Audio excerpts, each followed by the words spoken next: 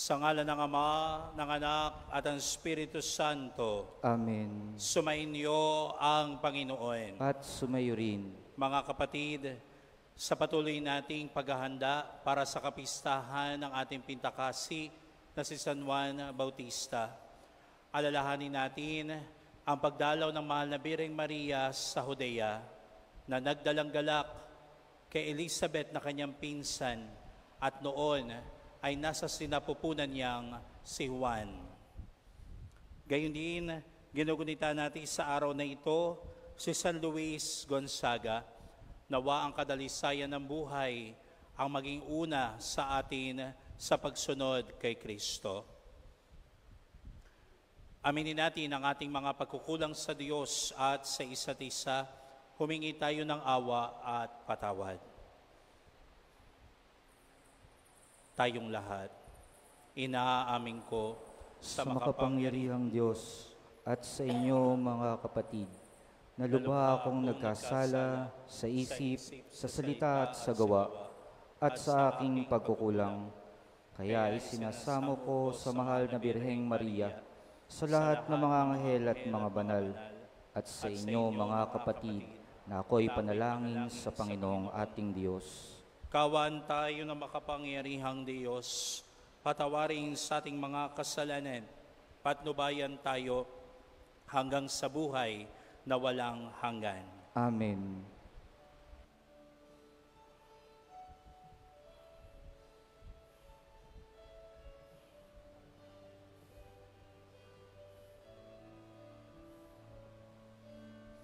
Panginoon, kaawaan mo kami.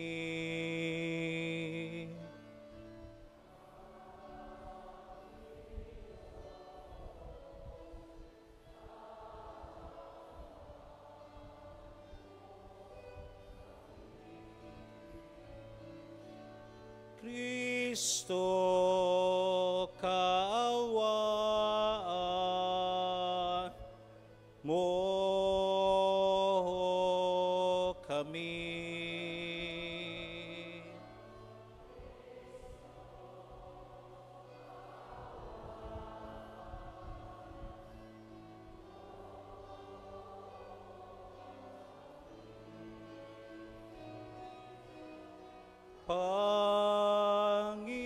Panginoon, kaawaan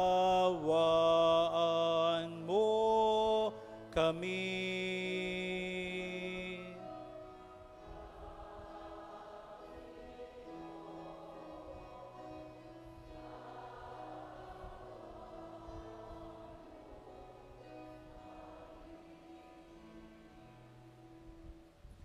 Manalangin tayo. Ama naming makapangyarihan, Ikaw ang may gawa sa mga kaloob mong ibinibigay.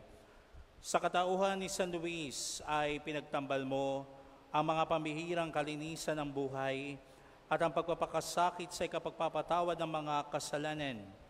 Pakundangan sa kanyang kagitingan at pagdalangin, matularan nawa namin siya sa pagpapakasakit, kundi man sa pambihirang buhay ng sakdalinis. Sa pamamagitan ni Hesu Kristo, kasama ng Espiritu Santo, magpa sa walang hanggan. Amen.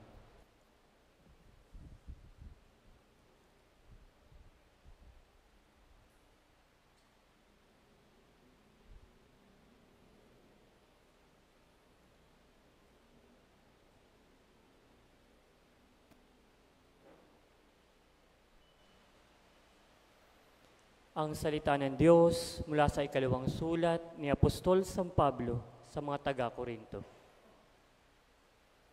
Mga kapatid, tandaan ninyo ito.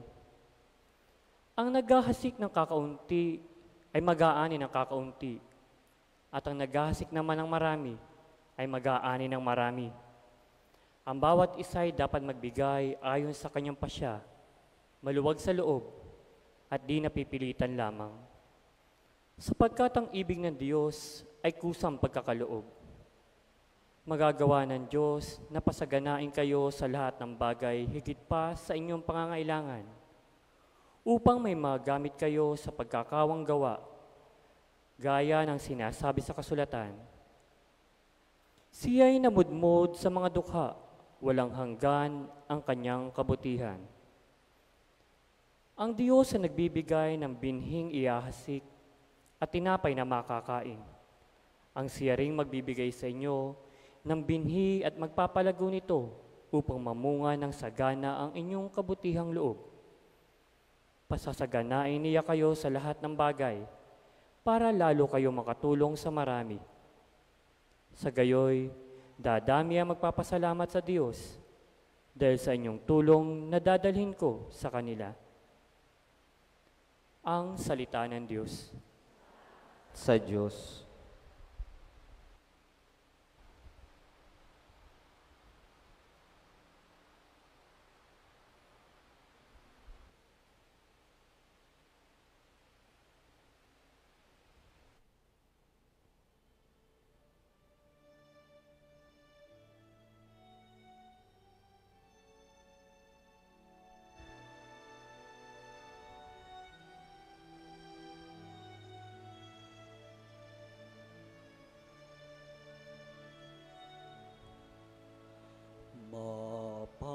Mapalad siya na may takot sa Diyos na magandang loob.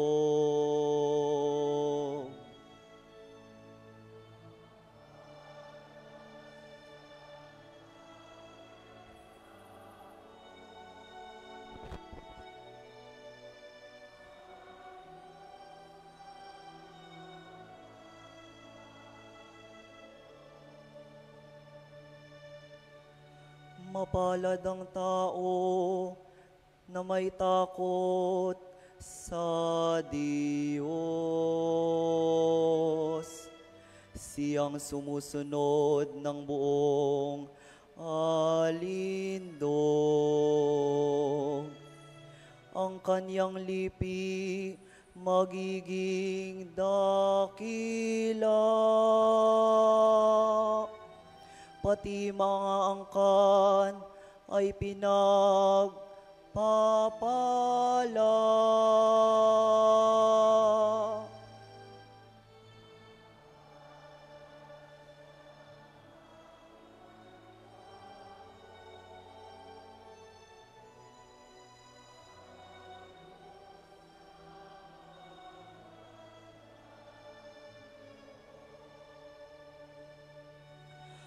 Magiging sagana sa kanyang tahanan.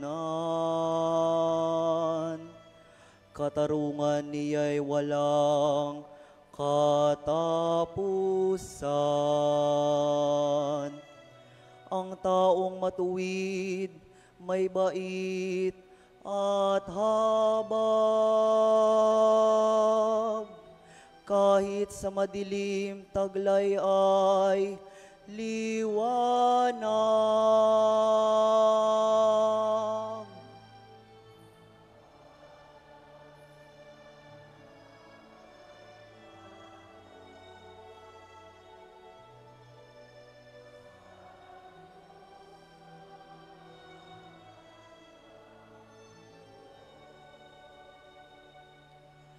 Mabait na lubha, lalo sa mahirap. Ang pagiging matuwid ay di nagwawakas.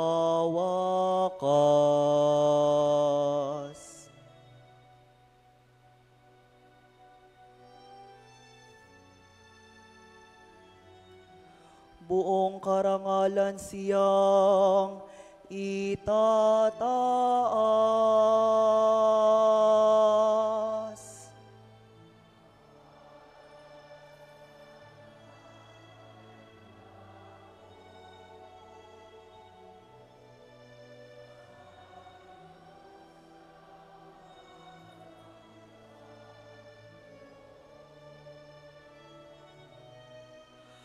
Mapalad siya na may takot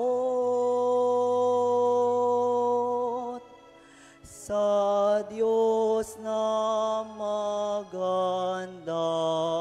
loob.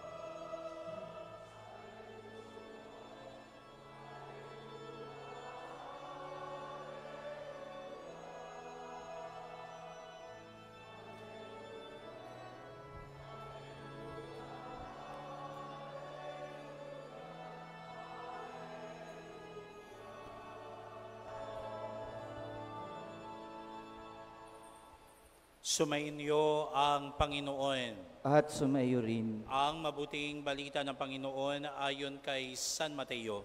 Papuri sa iyo, Panginoon.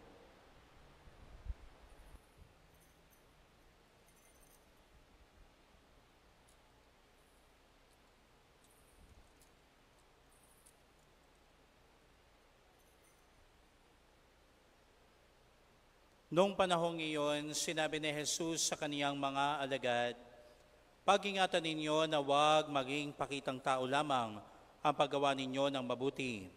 Kapag ganyan ang ginawa ninyo, wala kayong matatamong gantimpala buhat sa inyong amang nasa langit.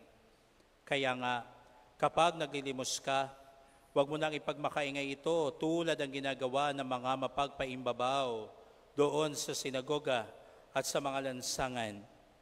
Ginagawa nila ito upang purihin sila ng mga tao. Sinasabi ko sa inyo, tinanggap na nila ang kanilang gantimpala. Ngunit kung maglilimos ka, huwag mo nang ipaalam ito kahit sa iyong pinakamatalik na kaibigan upang malihim ang iyong paglilimos at gagantihan ka ng iyong amang nakakakita ng kabutihang ginagawa mo ng lihim. At kapag nananalangin kayo, huwag kayong tumulad sa mga mapagpaimbabaw. Mahilig silang manalangin ng patayo sa mga sinagoga at sa mga panulokang daan upang makita ng mga tao. Sinasabi ko sa inyo, tinanggap na nila ang kanilang gantimpala. Ngunit kapag mananalangin ka, pumasok ka sa iyong silid at isara mo ang pinto. Saka ka manalangin sa iyong amang hindi mo nakikita, at gagantihan ka ng amang nakakakita ng kabutihang ginagawa mo ng lihim. Kapag nag-aayuno kayo, huwag kayong magmukhang malungkot tulad ng mga mapagpaimbabaw. Hindi sila nag-aayos upang malaman ng mga tao na sila'y nag-aayuno.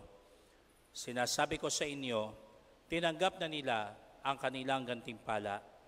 Kapag ikaw ay nag-aayuno, mag-ayos ka ng buhok at maghilamos, upang huwag mapansin ng mga tao na nag-aayuno ka. Ang iyong amang hindi mo nakikita, ang siya lamang nakakaalam nito. Siya na nakakakita ng kabutihang ginagawa mo ng lihim, ang gaganti sa iyo." Ang mabuting balita ng Panginoon. Pinupuri ka namin, Panginoong Jesucristo.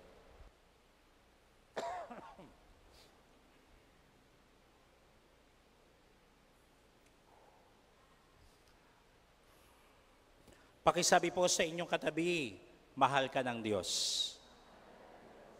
At yan ang katotohanan na hindi natin mapapahindian, sapagkat ang pagmamahal niya ang unang kabutihan na nanahan sa puso ng bawat isa. Amen.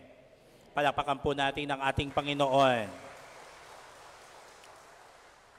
Ako po si Father Alvin at noong June 12 po sa isang sorpresa ay kami po ay biglang naging parokya at pang-dioceses na dambana ni Maria, ina ng Eucharistia at Gracia. At sabi ko kay Father Melch, dadaling ko yung aming imahen para makilala ng mga taga-Hagunoy ang mahal na ina ng Eucharistia at Gracia. Palakpakan din po natin siyempre ang mahal na Birhen. Ang ating pong diocesan shrine ay nasa San Vicente, Santa Maria, Bulacan. At lagi po kaming pilgrim site kapag pinag-uusapan ang gawing iyon ng ating diocese, katambal po ng Divine Mercy. Kaya po kapag mahal na araw, ang mapupunta ng Divine, dadaan po ng Mother of the Eucharist and Grace and vice versa. Ayon. At lagi rin po kami may healing service every Saturday, alas 9 ng umaga. Kapag first Saturday po, nadadagdag mula sa alas 9 ay yung alas 12 ng tanghali. Na siya pong tradisyon at kaugalian ng mga nagdedebosyon kay Mama Mary, sapagkat ito po ay laganap lalo na sa Amerika, sa Estados Unidos. Kaya po yung 12 noon natin ay 12 midnight sa kanila at nagsasama-sama rin po sila tuwing first Saturday. At yun nga po, katulad po na sinabi ko kanina sa umpisa, kabutihan ng Diyos ang dahilan, kaya tayo inibig, kaya tayo minamahal.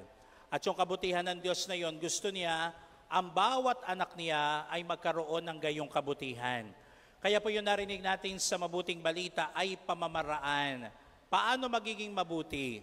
Kung paano magiging ganap at banal. Ayun.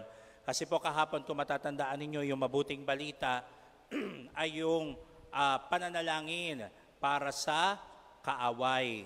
Ibigin ang kaaway at ipagdasal yung umuusig. Nakakabanal po iyon. Kaya po, ilista nyo pong lahat, yung mga kaaway ninyo at ipagdadasal nyo po sila. Ano po ipagdadasal nyo sa kanila? Madapa, mauna mo ka, mabasag ang nguso, aba. Pagka po ganun ang dasal, hindi mabuti yon.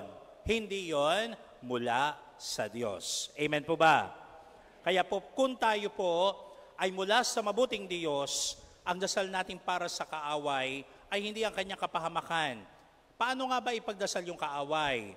Yung kaaway, pag pinagdadasal, sabi po sa akin ng kaibigang pari, ang panalangin mo dyan, Father, ay in-neutralize. Neutralize. Kasi hindi mo pinapanalangin mapahamak, hindi mo rin naman pinapanalangin swertihin. Kasi baka hindi kayanin ang damdamin mo yon. Kaya ang panalangin mo, in-neutralize. Ilagay sa tamang lugar at kalalagayan para magliwanag ang kanyang isip. Amen. Ayun ang mga panalangin na makakapag-neutralize. Kaya, yung kaaway ninyo, edista po ninyo, sabihin nyo sa Panginoon, Panginoon, pinagdadasal ko po siya na sana po siya ay malugar sa tama niyang kalalagyan, magliwanag ang isip, at maunawaan ang kabutihan ng Diyos. Nakakabanal po iyon. Ayan. Ngayon naman, sabi po sa ating mabuting balita, nakakabanal kapag tayo po sa ating ginagawang pananalangin, pag-aayuno, at pagkakawanggawa, ito ay ating ilihim. Ilihim daw kahit sa pinakamatalik na kaibigan. Sapagkat kapag ka nga naman ang iyong ginagawa na ipamalita mo, for sure, merong sa'yo ay babati. Congratulations! Napakabuti mo. Napakaganda ng iyong puso. At dahil doon, sabi nga sa mabuting balita, tinanggap na nila ang kanilang gantimpala. Pero kapag ka inilihim mo, ang Diyos na hindi mo nakikita, ang siyang gaganti sa iyo. At anong pagganti iyon?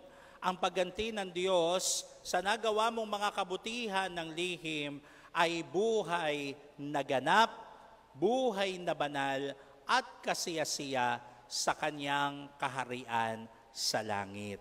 Ayon. Kaya po, hindi po lagi kailangan i-broadcast. Hindi po lagi kailangan i-acknowledge. Hindi po ganon. Mas madalas, nakakabuti sa atin kapag ang ginagawa natin ay lihim. Halimbawa po, sa pagpunta po namin dito, mula po sa shrine, mamaya po darating si Brother Carmelo, dala po namin sa inyo ang biyaya at pagpapala mula sa panalangin ng mahal na Birheng Maria. Parang noon na si Maria mula Nazaret ay nagpunta ng Judea. Diba? Bakit po ba siya pupunta ng Judea? Kasi nabalitaan niya ang kanyang pinsan ay nagdadalang tao, si Elizabeth.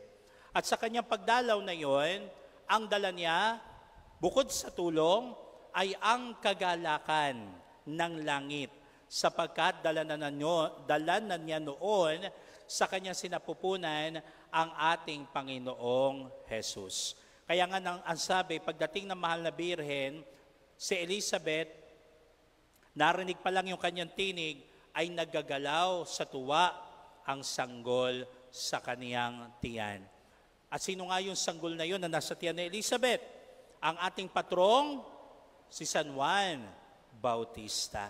Kaya po, nung ako po'y anyayahan ni Father Melch, sabi ko po, gano'n na lang ang mangyayari para meron akong ibabahagi sa kanila. Ang gagalakan at debosyon sa mahal na Birhen at sa mahal na ina ng Eucharistia at Grasya na nagdadalang galak, katulad ng nangyari kay Elizabeth at kay San Juan, ay magdadalang galak din dito sa ating parokya. Sapagkat ang debosyon po sa mahal na ina ng Eucharistia at Grasya, lagi ko pong itinuturo sa mga parokyano namin na ito po, kaya po ang kanyang imahen ay nakalahad ang dalawang kamay. Kasi po yung kanyang imahen doon po sa simbahan ay nakataas. At doon po sa itaas, nakalahad yung kanyang kamay, nakaturo sa lamesa ng altar o ng banal na Eucharistia, na laging sinasabing, heto ang Eucharistia. Ang tunay na kagalingan, ang tunay na grasya, nagmumula kay Jesus, dala ng mahal na Birhen. Kaya po, kung paanong noon, sa Judea ay talagang kasiyahan ang dala niya sa mag-ina, ngayon din sa araw na ito, sa pagdalaw po ng ina ng Eucharistia at Grasya sa ating lahat, pag-asa at kaligayahan ang sa atin. Amen. Amen. Ayon. Kaya po, sabihin mo sa katabi mo, liligaya ka.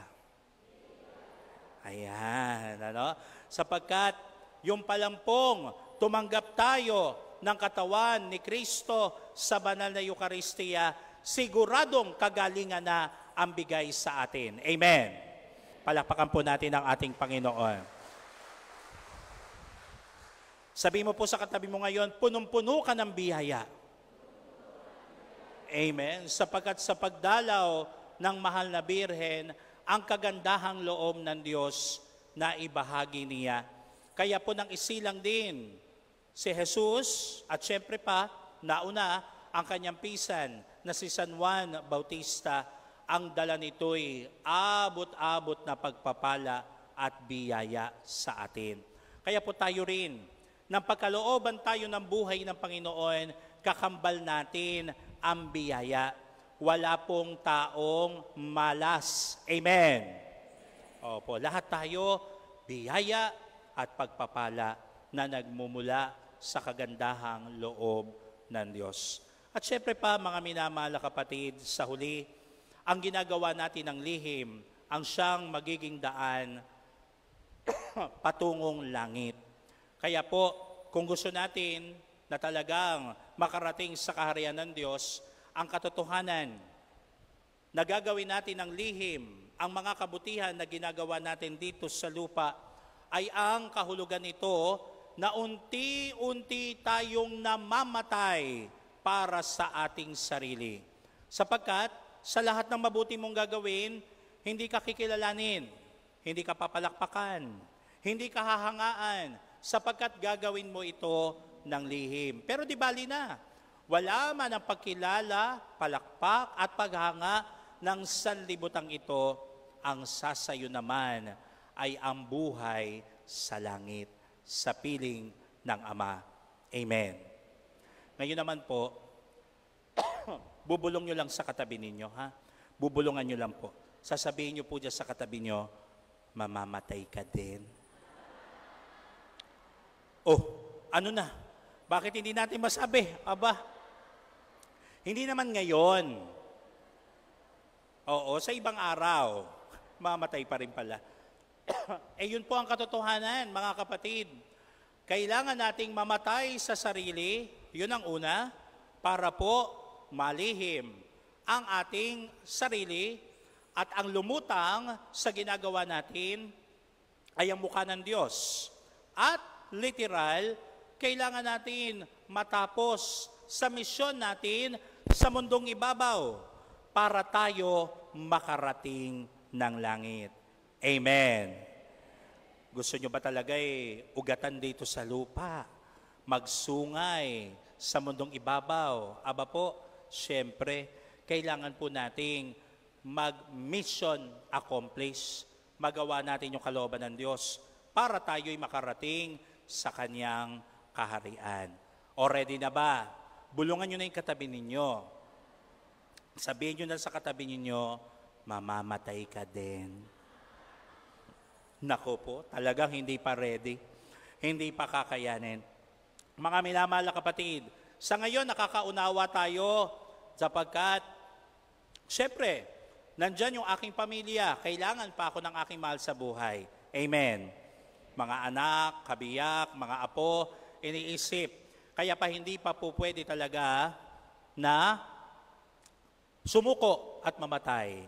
Pero mga minamahal na kapatid, huwag sana natin itong katakutan. Ihanda natin yung ating sarili sa pagdating nito. Sapagkat maging ang ating patron, hindi po ba? Para po patunayan ni Juan Bautista ang katotohanan ng mabuting balita. Siya po ay nag-alay ng buhay. In short, namatay para mabuhay ang katotohanan. Amen. Kaya po darating at darating ang panahon na tayo, matapos ang gawain sa lupa, ay hihimlay sa kamatayan. Pero buo ang pag-asa, mabuti ang Diyos. Kung nagawa niya ito sa mahal na Birheng Maria, kung nagawa niya ito kay Juan Bautista, magagawa niya sa atin na tayo'y iligtas at dalhin sa Kanyang kaharian. Kaya po sa pagpapatuloy ng banal na misa, yan po ang maging pag-asa natin. Kung tayo'y magpapakabuti, sa atin ang pagpapala at biyaya ng buhay. Hindi po ang buhay nagiging magganap at masaya dahil sa pagkilala lamang ng mundong ito. Ang buhay ay nagiging ganap kapag nakikita ng Diyos, ginagawa mo ito hindi para sa sarili, kundi para sa mga mahal mo sa buhay. Doon natutuwa ang Diyos. Ang mahal na Birhen, natuwa sa kanya ang Panginoon sapagkat kahit na sinabing, ikaw na ang ina ng Diyos, hindi siya umarte, hindi siya nagpabebe, nasasabihin niyang, bakit pa ako dadalaw, ina na nga ako ng Diyos. Dalawin niya ako. Hindi po naging ganun ang kanyang attitude. Ano po ang nasa kalooban ng mahal na Birhen? Yung saya ko, dapat maging saya ng sangkatauhan. Kaya dinala niya si Jesus sa kanyang pinsan. At gayon din, naging kagalakan mismo ng patron natin na makaharap ang manunubos. Sana tayo rin. Matapos ang bawat banal na misa, pagkatanggap natin kay Kristo, magdalang galak tayo sa kapwa natin. At ito ay gagawin natin ng buong kabutihan at pagmamahal. Sinong makakakita? Ang Ama. Ang kabutihang ginawa natin, ang siyang imbitasyon natin patungo sa kanyang kaharian, ngayon at magpasawalang hanggan. Amen.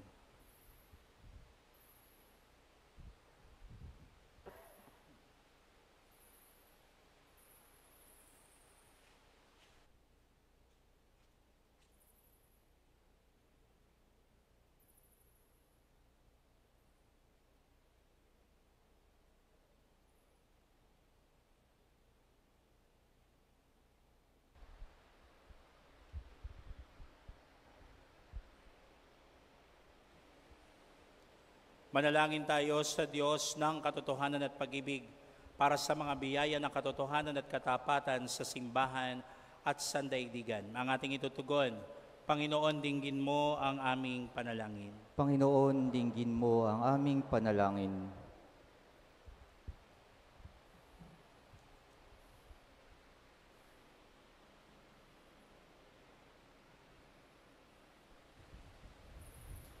Ang simbahan naway sa loob ang gawain, misyon ng pagpapabago upang malinaw na maunawaan ng lahat si Kristo.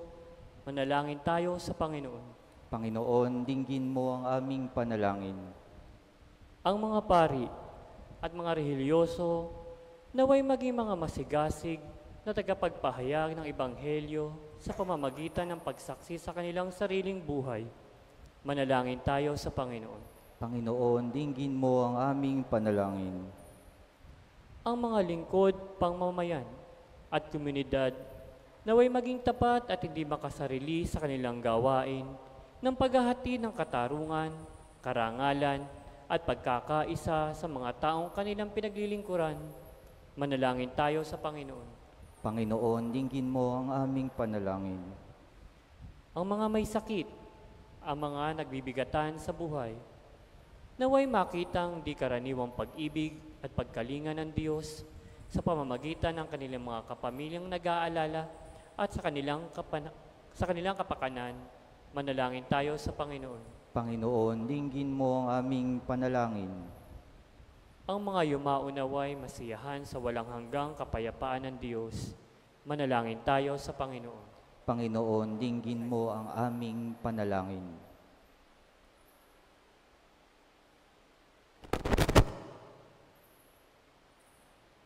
Ang mga intention po sa misang ito para sa pasasalamat ni na Lynn Bibar at pamilya, Josephine Bardos at Joey Bardos, Luel at Coren Alante,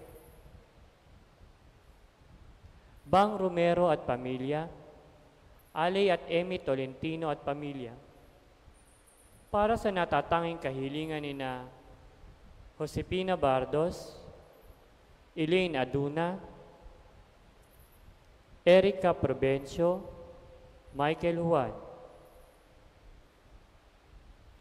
Para sa maagang paggaling ni na Natalia Reyes, Maria Cristina Leoncio, Maginlao, Apolinario Kalaig, Ligaya Katalig, Bebencia Franco, Gabriel Fernando, Joey Lacanay, John Jordan Mendoza. At para sa kapayapaan ng mga kaluluwa ni na Rafael Regalado, Juan, Gerardo, Reynaldo, Pasencia, Nerio, Restituto, Ricardo, Alfredo, Oliver, Florante, at Ramon. Manalangin po tayo sa Panginoon. Panginoon, dinggin mo ang aming panalangin. Sa katahimikan ng ating mga puso, ibulong sa Diyos ang ating mga kahilingan. Ama naming Diyos, tulungan mo kaming ibigin at paglingkuran ka sa diwa ng katotohanan sa pamamagitan ni Jesus na aming daan patungo sa iyo. Hinihiling namin ito sa pamamagitan ni Kristong aming Panginoon. Amen. Magsiupo po ang lahat.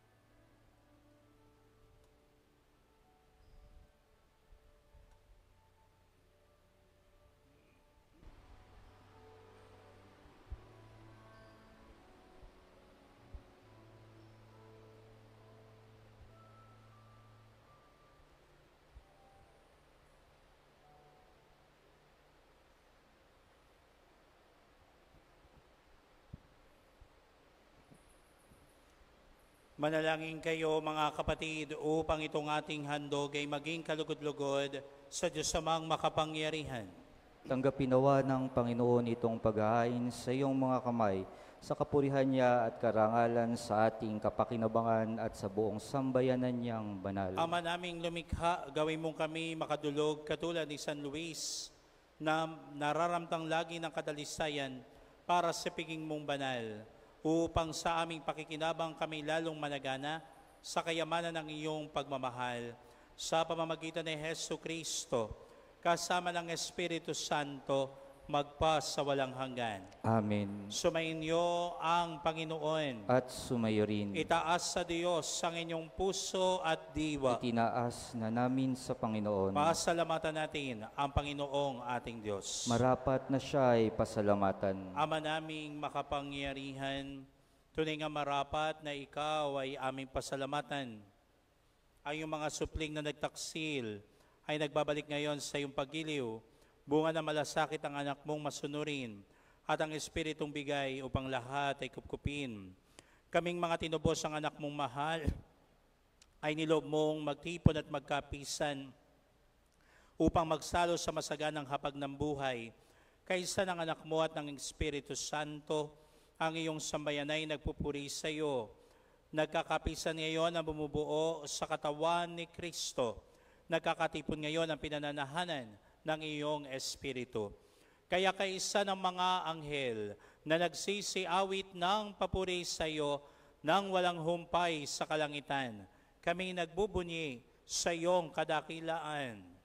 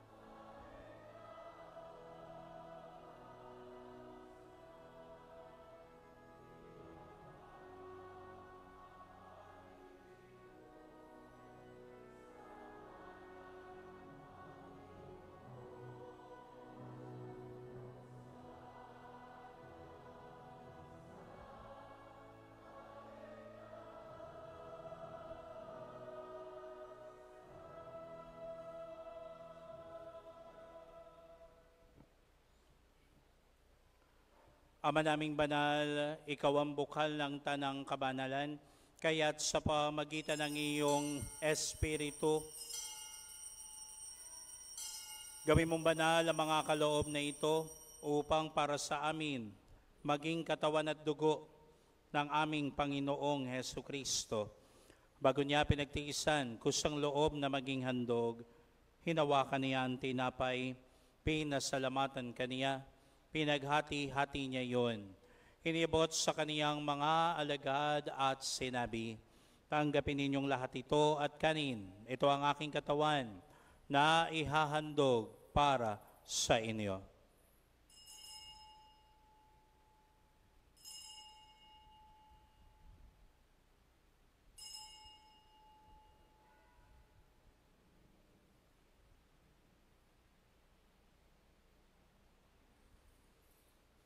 Gayon din naman nung matapos ang hapunan, hinawakan niya ang kalis. Muli kaniyang pinasalamatan. Iniabot niya ang kalis sa kaniyang mga alagad at sinabi, tanggapin ninyong lahat ito at inumin. Ito ang kalis ng aking dugo, ng bago at walang hanggang tipan. Ang aking dugo na ibubuhos para sa inyo at para sa lahat sa ikapagpapatawad ng mga kasalanan. Gawin ninyo ito sa pag-alaala sa akin.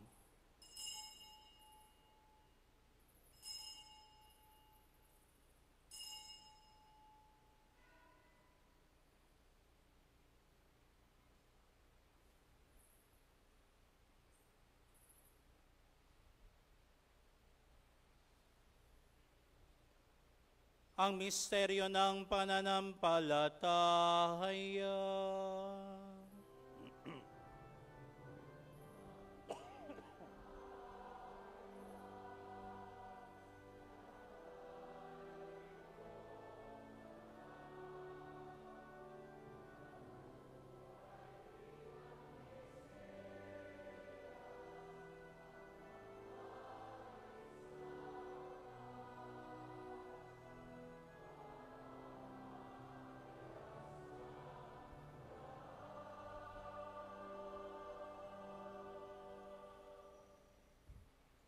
Ama, ginagawa namin ngayon ang pag-aalaala sa pagkamatay at muling pagkabuhay ng iyong anak. Kaya tiniyaalay namin sa iyo ang tinapay na nagbibigay buhay at ang kalis na nagkakaloob ng kaligtasan. Kami nagpapasalamat dahil kami iyong minarapat na tumayo sa harap mo para maglingkod sa iyo. Isinasamo namin na kaming magsasalo-salo sa katawan at dugo ni Kristo'y mabuklod sa pagkakaisa sa pamagitan ng Espiritu Santo. Amalingapin mo ang iyong simbahang laganap sa buong daigdig. Puspusin mo kami sa pag-ibig. Kaisa ni Francisco na aming Papa, ni Dennis na aming Obispo at ng Tanang Kaparian. Alalahanin mo rin ang mga kapatid naming nahimlay na may pag-asang sila'y muling mabubuhay, gayon din ang lahat ng mga pumanaw.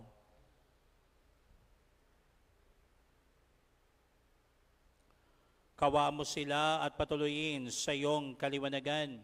Kawan mo at pagindapatin kaming lahat na makasalo sa iyong buhay na walang wakas, kaysa ng mahal na Birheng Maria na Ina ng Diyos, ni San Jose na kaniyang kabiyak ng puso, kaysa ng mga apostol, ng lahat ng mga banal na namuhay dito sa daigdig ng kalugod-lugod sa iyo, maipagdiwang nawa namin ang papupuri sa ikararangal mo sa pamagitan ng iyong anak na aming Panginoong Heso Kristo.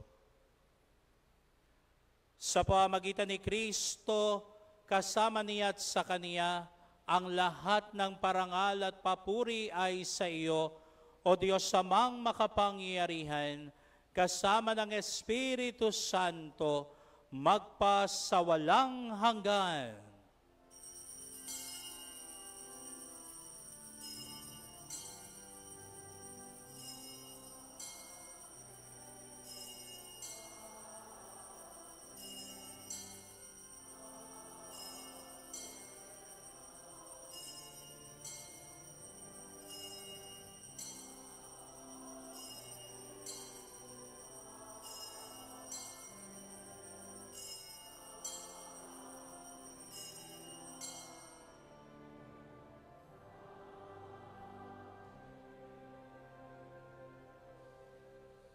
Taglay ang matibay na pananampalataya, tumawag tayo sa Ama, awitin natin, Ama namin.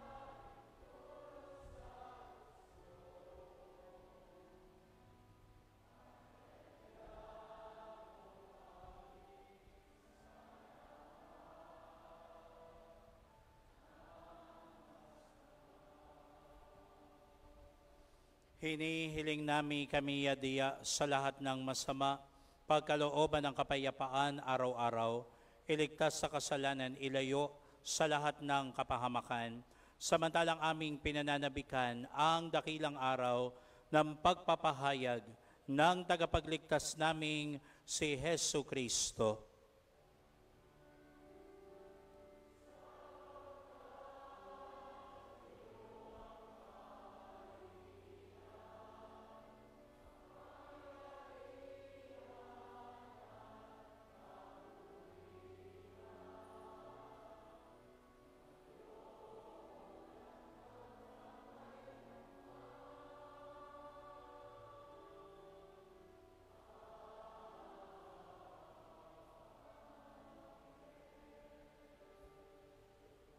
Panginoong Jesucristo, sinabi mo, kapayapaan ang iniiwan ko sa inyo, ang aking kapayapaan ang ibinibigay ko sa inyo. Tungayan mo ang aming pananampalataya at huwag ang aming mga pagkakasala. Pagkalooban mo kami ng kapayapaan ng pagkakaisa ayon sa iyong kalooban, kasama ng Espiritu Santo magpa sa walang hanggan. Amen. Ang kapayapaan ng Panginoon naway laging sumainyo. At sumayo rin. Mabigayan kayo ng kapayapaan sa bawat isa. Peace be with you.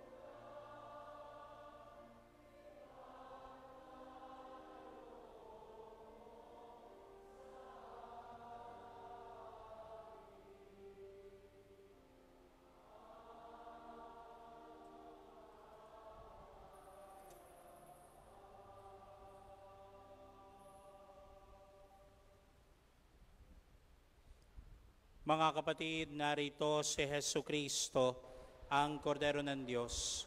Siyang nag-aalis sa mga kasalanan ng sanlibutan. Mapalad tayong tatanggap sa Kaniya sa banal na piging. Panginoon, hindi ko karapat-dapat na magpatuloy sa iyo, ngunit sa isang salita mo lamang ay gagaling na ako.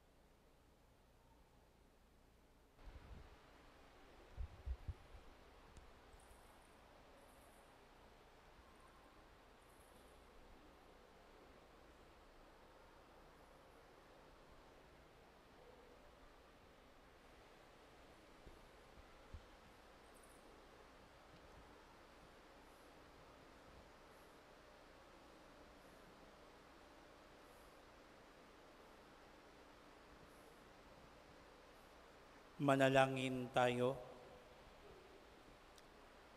Ama namin mapagmahal, kami yung pinapagsalo sa pagkain ng mga anghel, ay gawin mong makapamuhay sa pagkauliran ni San Luis, sa pagtanaw lagi ng utang na loob sa iyong kadakilaan, sa pamamagitan ni Hesu Kristo, kasama ng Espiritu Santo, magpasawalang hanggan. Amen.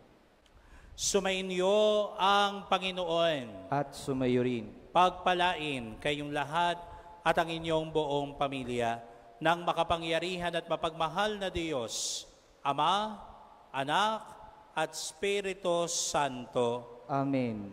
Humayo kayo sa pag-ibig ni Kristo. Salamat sa Diyos.